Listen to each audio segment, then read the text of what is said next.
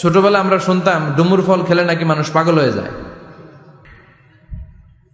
আপনারা শুনছেন? এরকম অনেক আজে বাজে কথা কিন্তু আমরা ছোটবেলা শুনেছি, যেগুলোর ভিত্তি নাই।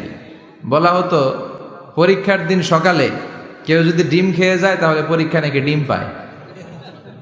এটা ভুয়া কথা, ডাহা মিথ্যা। আমি সব সময় ফাইনাল পরীক্ষার দিন সকালে ডিম খেয়ে যেতাম আর পরীক্ষা দিয়ে ফার্স্ট হয়ে যেতাম।